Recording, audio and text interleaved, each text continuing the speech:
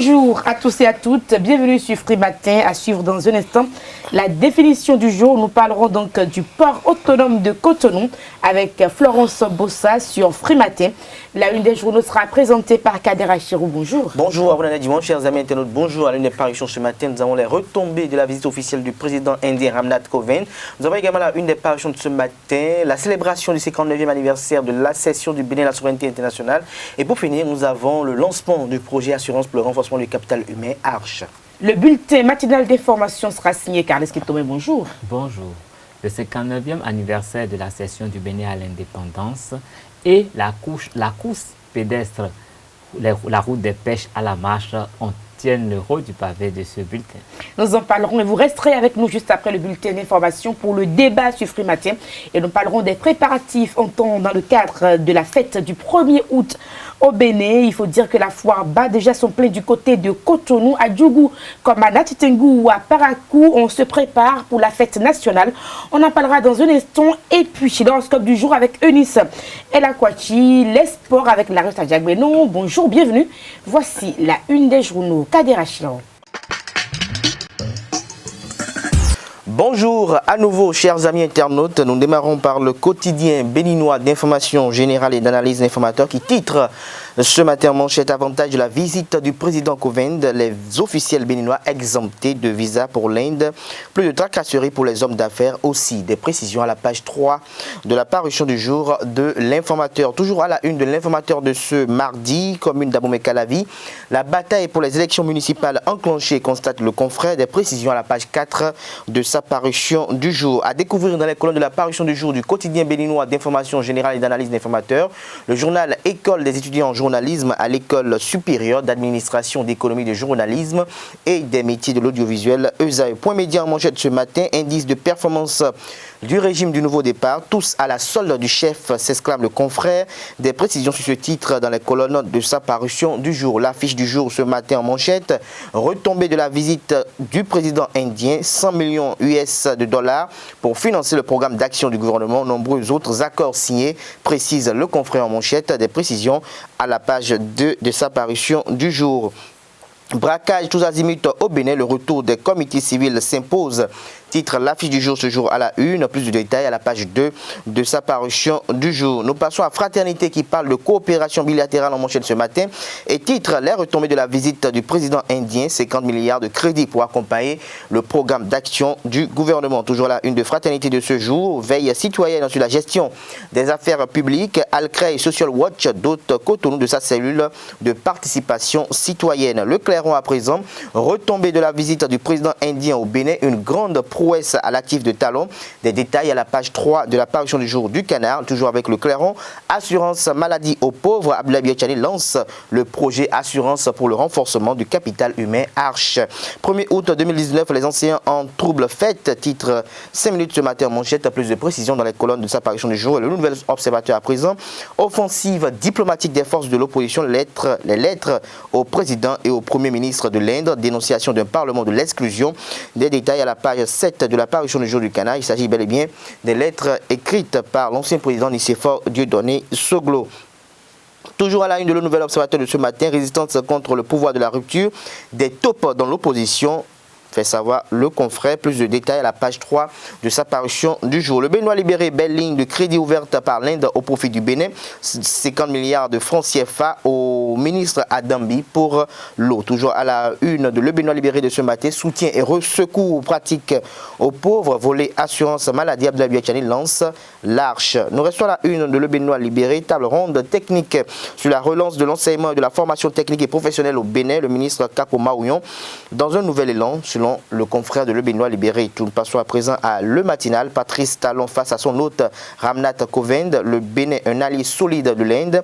Des détails de la page 2 à 11 de la parution du jour du défi d'une génération. Le Canard note néanmoins en manchette que la pratique démocratique béninoise est saluée. Patrice Talon félicité pour son leadership tête à tête entre les deux présidents. 100 millions de dollars US au profit du Bénin. Nous restons à la une de Le Matinal de ce matin à l'oreille droite de sa une, défendant la cause des couches défavorisées. La Fondation Groupe Atlantique finance 3 projets au Bénin. Des précisions dans les colonnes de la parution du jour du Canard. En manchette de Matin Libre ce matin, Jean-Michel Abimbola Aboulaye Biotchane et Robert Guyon, le Canard titre présidence du parti politique Bloc Républicain. Ici, les protagonistes allaient à l'école de Bruno Amoussou. S'interroge le confrère. Plus de précisions à la page 2 de sa parution du jour. Toujours là, une Matin Libre de ce matin, Bénin, Assemblée nationale en banqueroute. Les raisons de ce titre à la page 9 de sa parution du jour. Le pays émergent, non-respect des engagements du chef de l'État, ce que Patrice Talon avait dit de Sébastien Germain à Java avant son arrivée au pouvoir. Plus de 3 ans après, la déception est totale, promesses non tenues, les hommes d'affaires sont contraints à l'exil, les emplois supprimés. Des précisions à la page 2 de la parution du jour du Canard. L'Indépendant à présent, retombé de la visite du président Ramnath Kovind, le Bénin, un allié stratégique et solide de l'Inde, accord d'exemption de visa entre les deux pays, 100 millions de dollars US offerts pour accompagner les efforts du gouvernement du président Patrice Talon. Toujours à la une de l'Indépendant de ce matin, en deuxième titre à la une, ouverture de la session 2019 du Conseil consultatif national de l'enseignement supérieur, les universités privées et les filières agréées bientôt connues. Nous restons à la une de l'Indépendant de ce matin, volet social du programme d'action du gouvernement, la phase pilote du projet Assurance pour le renforcement du capital humain lancé à Glodjigbe hier. Selon le confrère, le challenge pour mettre un terme à la une des journaux de ce matin, chaos foncier à Boumekelavi, des vents se vendent et des voies se ferment en désordre sous Georges Bada, fait savoir le confrère de Le Challenge. Et toujours à la une de Le Challenge de ce matin, retombée de la visite du chef de l'État indien au Bénin, plus de complications de visa pour les hommes d'affaires béninois, plus de formalités au Nigeria. Les quotidiens béninois sont disponibles dans les kiosques, près de 300 francs CFA. Vous les avez aussi en ligne. Nous passons à présent au bulletin matinal d'information avec Carles Kitomé. Chers amis internautes, bonjour et bienvenue au bulletin d'information de ce 30 juillet 2019. 100 millions de dollars US, c'est le montant du soutien financier accordé au Bénin par l'Inde au terme de la visite officielle du président Ramnath Kovind au Bénin du 28 au 29 juillet 2019. Plusieurs rencontres, dont une visite à l'hémicycle, ont meublé cette visite officielle. La salle de conférence de l'espace Ubuntu de Porto Novo a abrité le samedi 27 juillet 2019 une conférence publique des militants de l'Union progressiste dans le cadre de la célébration du 59e anniversaire de l'indépendance du Bénin. Initiée par l'ancien préfet Moukaram Badarou, cette conférence a replongé l'assistant dans l'histoire récente du Bénin et surtout les changements induits depuis le 6 avril 2016. Suivez le compte-rendu de la rédaction.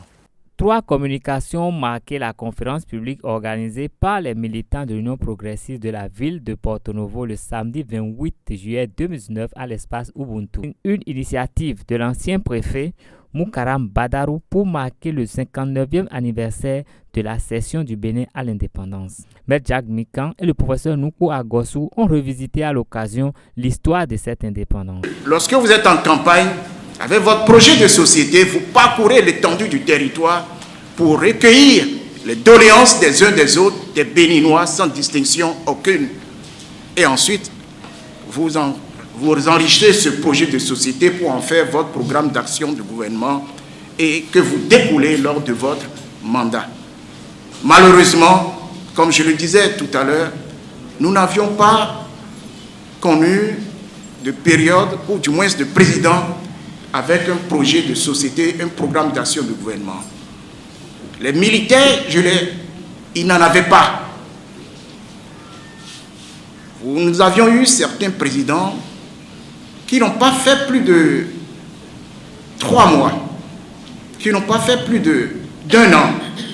Donc je vais m'appesantir un tout petit peu sur ceux qui ont fait plus de 3 ans, pour vous dire ce qu'ils ont réalisé. Parce que nous oublions souvent que ces présidents aussi ont réalisé, et très souvent lorsque le successeur arrive, d'un revers de main, il balaye ce qui a été fait. Pour sa part, le directeur de la communication du chef de l'État, Wilfrid Léand Mbedi, a évoqué les changements opérés depuis le 6 avril 2016 au Bénin. Ce qui fait justement la différence entre lui et ce qu'il y a eu avant, c'est que désormais on sait au Bénin que nous avons le droit de rêver aussi grand et beau que nous le voulons, plutôt que de limiter nos rêves à de petits périmètres qui ne font qu'avancer quelques individus, mais jamais le pays lui-même. Dans Porto Novo, et depuis 40 ans bientôt que je peux apprécier ça. La première fois, je vois Porto-Novo traversé par 2 fois 2 voies. Mais au plan national, on sait tous désormais, et le président l'a dit lundi dernier à l'installation de la Haute Cour de justice, on sait tous désormais qu'il y a une justice dans le pays et qu'il n'y a plus de sélectivité dans le travail de la justice aujourd'hui. Tout le pays, et vous en convenez, est en chantier. Et quand je parle de chantier, je ne parle pas de chantier électoraux comme quelqu'un le soulignait tout à l'heure, c'est des chantiers de développement. Et donc ce qui change de ce point de vue-là, vous l'aurez noté vous-même, depuis 3 ans, l'État fait plus d'investissements que de dépenses. D'autres communications propres au développement de la capitale béninoise ont été évoquées au cours de cette conférence publique. L'initiateur de la conférence de presse a dressé le bilan de la situation du Bénin et de la ville de Porto-Novo avant de lancer un appel au développement de la capitale béninoise. L'initiative de cette conférence est partie fondamentalement d'un malheureux constat, celui de la facilité que nous, Béninois, avons désormais à oublier les dates des grands événements du parcours de la construction de notre pays. L'oubli déconcertant que nous avons des grands hommes qui se sont sacrifiés, parfois au prix de leur vie, pour que le Bénin soit. La facilité avec laquelle les repères et les symboles sont désormais marginalisés dans le pays, au point qu'on peut craindre légitimement qu'il arriverait un jour, peut-être, où même le 1er août subirait le même sort. Pourtant, nous savons bien que le passé éclaire le présent, qui à son tour détermine l'avenir. Cette initiative est prise aussi pour modestement contribuer à mieux faire savoir à l'opinion publique les efforts qui se font depuis le 6 avril 2016 pour changer positivement l'ordre des choses au Bénin et particulièrement à Porto-Novo, la ville capitale de notre pays. En effet, on en était arrivé au Bénin à une situation pour le moins dangereuse et suffisamment inquiétante pour l'avenir. Les valeurs républicaines se sont retrouvées en berne, les repères en difficulté. La norme est devenue l'exception et le non-respect des règles jalonne le quotidien des Béninois. Même le système démocratique s'est retrouvé en souffrance du fait de l'argent qui a complètement pris la place des idées et des actions citoyennes. L'autorité de l'État a perdu de sa superbe, le pouvoir d'achat en déphasage avec la réalité économique du pays est donc un véritable leurre qui ne tire pas son nom. Une situation qui ressemblait à un champ de mine où si l'on n'arrêtait pas l'hémorragie, le second pas pourrait être le dernier. Face à un tel tableau clinique, il était temps de siffler la fin de la récréation et restaurer l'autorité de l'État. Il était temps de rétablir la discipline républicaine et faire revenir la norme dans le quotidien des Béninois. Il était temps que l'État reprenne vie pour que vive la République dans l'intérêt supérieur de chaque Béninoise et de chaque Béninois. Les participants à la 4e édition de la route des pêches à la marche savent désormais à quoi s'en tenir. Toutes les informations relatives à cette marche pédestre et touristique entre les villes de Cotonou et de Ouidah ont été données ce 29 juillet au cours d'une conférence de presse animée par les organisateurs à Ola Fitness au quartier Bedroméré de Cotonou. Le coordonnateur donne toutes les précisions sur l'édition 2019, la 4e du genre. Match Pro, qui est un club de sport qui officie habituellement sur le stade de l'Amitié et fait partie du club, de l'union des clubs de stade de l'Amitié, UCC Césac. En fait, l'idée est née d'un constat de ce que la population n'intègre pas réellement le sport au cœur de ses préoccupations. Le sport, on ne saurait le démontrer davantage, est indispensable pour le bien-être. Et la marche, également, pourquoi? Elle est assez simple à pratiquer, elle ne nécessite pas un investissement lourd On se lève, on peut marcher le matin, on peut marcher à midi, on peut marcher à n'importe quelle heure, sans grands moyens. Donc, en fait, la route de pêche à la marche, c'est d'abord du sport. Du sport sur un tronçon de 32 km. 32 km de la plage de Fidjrosser au monument de Ouida, la porte du non-retour. Cet événement est un événement aussi bien sportif que festif, parce que ça égaye, ça fait des rencontres entre partenaires, entre sportifs, entre amis. Ça fait des échanges business to business entre partenaires, donc c'est également un événement sportif. Au-delà de cet aspect, qui est l'aspect sportif de la marche, il y a également d'autres aspects. Il y a du tourisme, il y a également une action caritative qui vient après. S'agissant de la marche, de l'événement, cette année, on a thématisé, d'ailleurs comme les années passées. Le thème de la présente édition est le sport et la gestion du temps. Pour nous contacter, il y a un numéro de téléphone qui est le 67 27 95 67. Il y a également un site web qui est www.marchepro.org.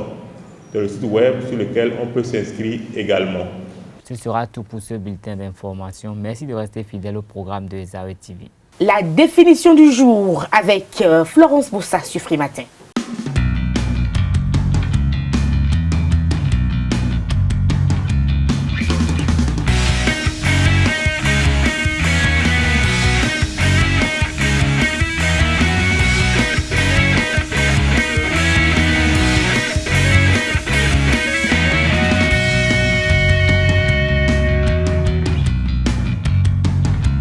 Nouvelle journée, nouvelle définition. Chers amis internautes, bonjour. Le PAC, Port autonome de Cotonou, conseille la population. Suivez cet élément que nous propose Jacques Diagou. PAC, aucune idée. Je ne maîtrise pas trop, aucune idée. C'est servant.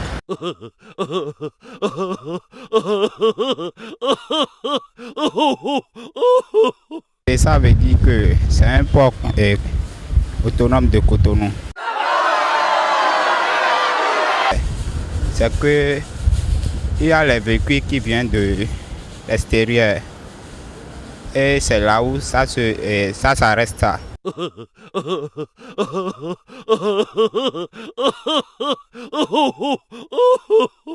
PAC, c'est port autonome de Cotonou. Le rôle de port autonome de Cotonou, c'est là qu'on dépose les bateaux et c'est là qu'on fait les transports, des riz, des sorgho, beaucoup de choses. Sa définition, on peut dire port autonome de Cotonou. Par rapport à moi, c'est quelque chose bon. On utilise le parc pour faire des transports des marchandises d'un autre pays pour le pays. Créé le 31 décembre 1964, le port autonome de Cotonou est situé sur la berge de l'océan Atlantique dans la ville de Cotonou. Avec plus de 100 millions de tonnes de fret annuels, il se classe au 3e rang en Afrique de l'Ouest après Lagos et Abidjan. Seul port du Bénin, il est le poumon de l'économie nationale avec plus de 90% des échanges avec l'extérieur, plus de 60% du PIB et contribue jusqu'à 80% à la mobilisation des recettes douanières et plus de 45% des recettes fiscales. Le PAC est le port de transit par excellence dans la région du Golfe Guinée par son débouché naturel sur les pays de l'Interland et le Nigeria. Le port autonome de Cotonou dispose de nombreuses installations qui lui permettent d'assurer l'ensemble de ses activités. Il dispose d'un plan d'eau de plus de 60 hectares, d'une zone portuaire de 200 hectares environ, de 11 postes de quai pour tout type de navire, d'un poste pétrolier en zone sud représentant un linéaire de 250 mètres, d'un port de pêche, de 2 nouveaux postes de quai à 600 millilitres réalisés grâce au financement de Millennium Challenge et compte Bénin, de zones franches pour le Niger, le Burkina Faso, le Mali et le Tchad, des packs à conteneurs, des aires de stockage de véhicules d'occasion et des dépôts gaziers. L'importation représente une part importante du trafic du port. Les produits les plus importés sont entre autres les céréales, les produits alimentaires et les hydrocarbures. Les différents segments de marchandises sont notamment les conteneurs, les cargos d'ivre, le vrac liquide et le vrac solide. L'exportation représente également une part importante du trafic du port. Elle concerne principalement le coton béninois, la noix d'acajou et les oléagineux.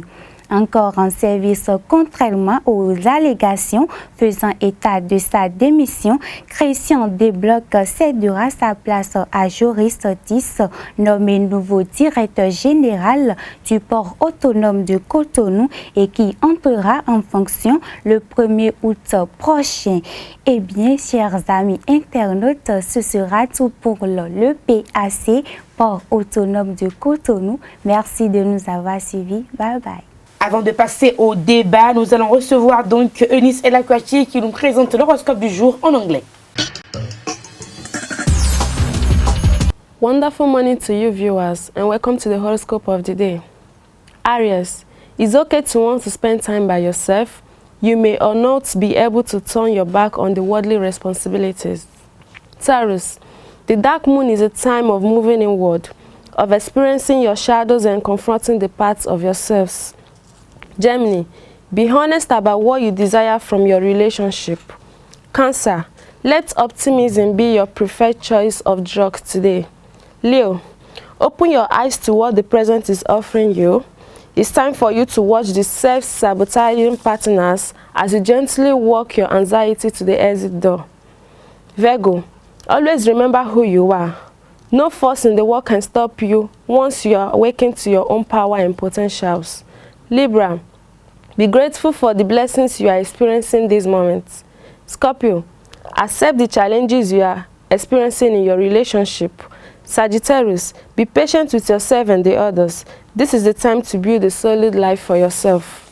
Capricorn, the one who is running for the life, death, love.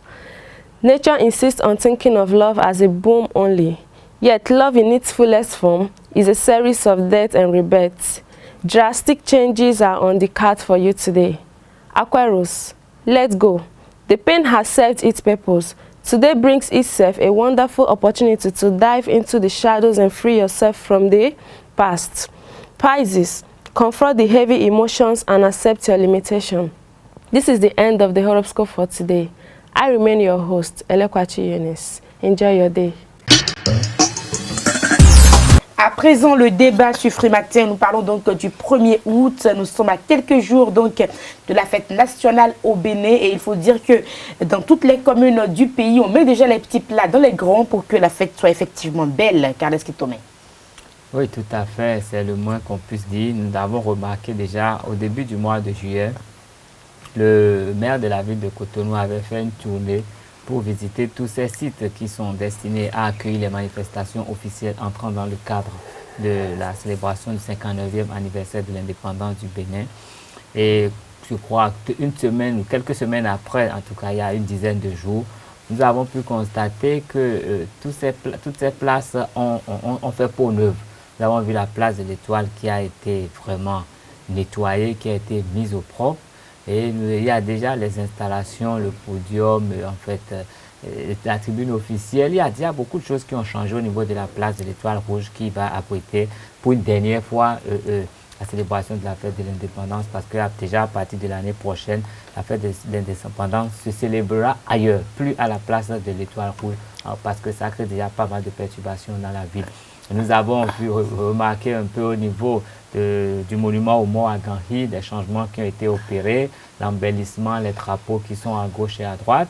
Nous avons remarqué la foire de l'indépendance qui a démarré au stade de l'Amitié.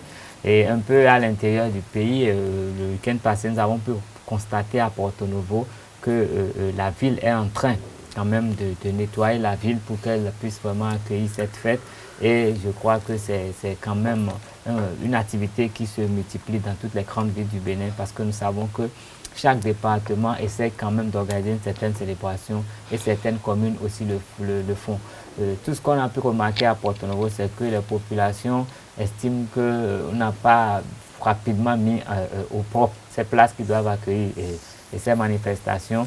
Et ça nous laisse déjà penser que nous poser la question de savoir s'il faut attendre seulement la veille du 1er août pour mettre au propre nos places.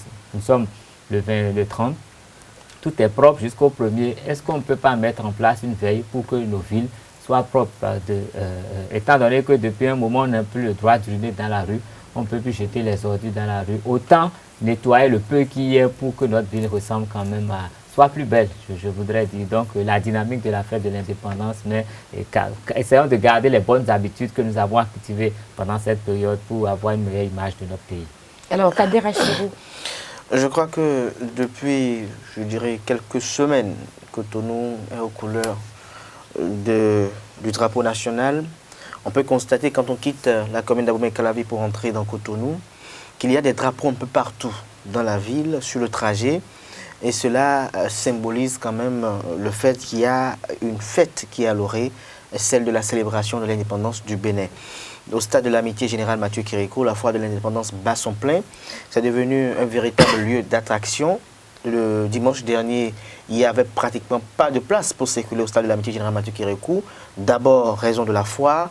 Également, au niveau du stade, il y a eu ce festival Cotonou Barbecue qui toujours se tient au moment où il y a quand même la célébration de l'indépendance du Bénin. Et donc, dans les autres villes du pays, il est constaté qu'il y a des foires également qui se tiennent à ce niveau donné. Et ces foires-là vantent les richesses de ces localités. C'est le moment où nous sommes en train de voir dans la ville les militaires qui sont dans de très belles tenues, qui sont en train de faire le nécessaire pour quand même offrir de belles parades le jour du 1er août. Et donc, nous pouvons qu'espérer que cette célébration soit une célébration agréable et que le discours qui sera prononcé par le chef de l'État, Patrice Talon, la veille de cette célébration à 20h, soit un discours empreinte quand même de beaucoup de modestie et que ce soit un discours réconciliateur, qu'il soit un discours qui puisse quand même amener les uns et les autres à comprendre que les enjeux et l'envergure de différentes actions qu'il pose pour le bonheur des populations béninoises. C'est le moment pour le chef de l'État de renouveler ça qu'on fait, de réitérer ses engagements au niveau des populations. C'est très important pour le faire. Et donc la grosse attraction sera au niveau du discours du chef de l'État à la nation à la veille de cette célébration. Voilà. Merci à vous, Kader Achirou, Kales Kitoumé. Nous passons au sport avec Larios Adjak-Benon sur Free Matin. Bonjour chers amis internautes du taekwondo pour démarrer ce tour d'horizon de l'actualité sportive sur Free Matin. Le Bénin a frappé fort ce week-end au 8e championnat inspecteur général police à Port-Harcourt au Nigeria. Le taekwondo béninois représenté par une délégation de la Ligue régionale Ouémé avec notamment en son rang le capitaine de l'équipe nationale Romaric Kiki a raflé 7 médailles d'or, 3 en argent et 1 en bronze. Avec cette moisson, le Bénin a remporté la coupe de la meilleure équipe de la compétition. La délégation béninoise a également gagné la coupe du meilleur athlète féminin cadet et celle du meilleur athlète masculin junior. Il faut dire que le taekwondo béninois n'est plus à présenter chez le grand voisin de l'Est. C'est devenu désormais une habitude pour les taekwondoïnes béninois. En football, la sélection nationale olympique et Buff FC du Borgou se sont neutralisés par le score de 2 buts partout hier en amical au stade René Pleven de Cotonou. Les deux équipes préparent des compétitions sous-régionales et régionales. Les écureuils U23 vont prendre part au tournoi UFOA B, entendez l'Union des fédérations ouest-africaines de la zone en B, du 8 au 18 août prochain, alors que le champion en titre du Bénin, Buff FC, va s'opposer à l'ASC Kara du Togo au tour préliminaire de la Ligue africaine des champions 2019-2020 dans un peu moins de 2 semaines. Il faut signaler que le samedi dernier, déjà, la formation paraquoise a buté sur Esaïe Football Club 1 but à 0. Et demain, ce sera le tour de Esaïe Football Club de se mesurer face à cette sélection olympique, toujours au stade René Pleven de Cotonou. Esaïe Football Club qui est le second représentant béninois en compétition africaine cette saison. Ainsi se referme votre émission matinale d'information et de divertissement. Portez-vous bien à demain pour un autre numéro. Au revoir.